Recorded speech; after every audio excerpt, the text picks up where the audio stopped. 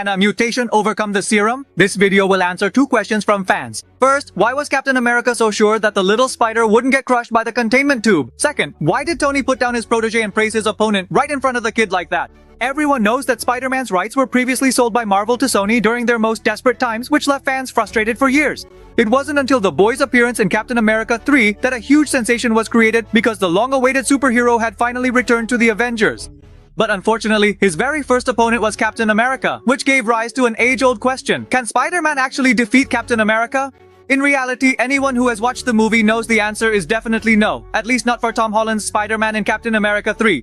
But what we're analyzing today is in a situation where he was clearly dominating. Why was Captain America so restrained? He was able to successfully hold Spider-Man back without hurting the kid. There are 3 possible explanations. First, Cap's restraint might stem from what he heard. Before their fight, Spider-Man had already made a huge impression. As Falcon and Winter Soldier mocked him, Spider-Man crashed through the window and caught Winter Soldier's punch head-on. Winter Soldier's expression showed he was the one who was flustered. Then, with overwhelming strength, he easily took them both down. Perhaps that's when Winter Soldier reported to Captain America. The message he conveyed was something like, "Steve, there's another guy here in a tight suit who just caught my punch, and it felt exactly like mine. Maybe we should just let this one go." And thanks to the warning from Winter Soldier, Captain America was able to make an accurate judgment. Second, it's the Captain's combat experience. He can go toe-to-toe with any opponent. Cap once infiltrated a Hydra base alone and rescued his team, and on a city-threatening flight, he didn't hesitate to sacrifice himself.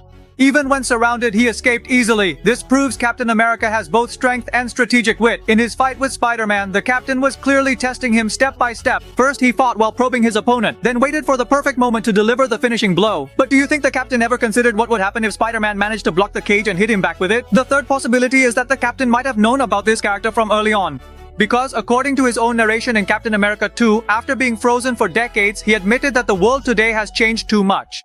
To catch up with the times, he even browsed the web to learn about new things. Little Spider is the famous student viral online. He had to keep an eye on him. Likely before the Civil War, Captain America also wanted to find him, but Tony hid it from him. Now, many of you might disagree. In short, it's just because this movie is called Captain America, right? That's just being too narrow-minded. You have to understand that Spider-Man's initial overwhelming advantage was entirely based on Captain America's weaknesses that Tony revealed, which is why he was able to hold his own. Because Tom Holland's Spider-Man was originally set up to be weaker than Captain America. The Avengers series can't be like the standalone Spider-Man movies. Comparing someone who can handle everything alone is always awkward because there's no real basis for it. If Spider-Man had come in and landed every punch on Captain America right from the start, sending him flying, then where would the character have room to grow later on?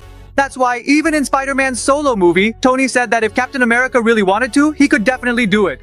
I believe you understand the weight of that statement now, right? Actually, the reason is quite simple. After those flashy airport moves, Spider-Man got carried away, bragging, and no longer following the organization's arrangements. Tony needed to pour a bucket of cold